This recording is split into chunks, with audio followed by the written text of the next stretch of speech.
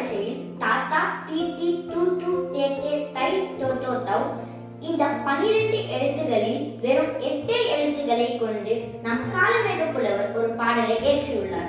வாங்கள் தமிழ் தித்திப்பதா என்று பார்ப்போம். காலமேக பாடல்.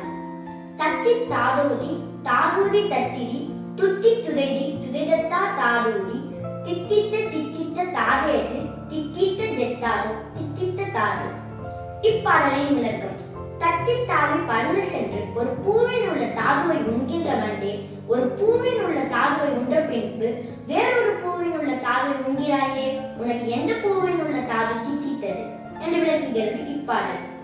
இத்தலைமுறை ஆகிய நாங்கள் இது போன்ற தித்திக்கும் தமிழை சுவைப்பதோடு தத்தி தாவி தமிழ் நம் நாவில் விளையாட காலமேக புலவரை போன்றோரின் பாடலை துதிப்போம்.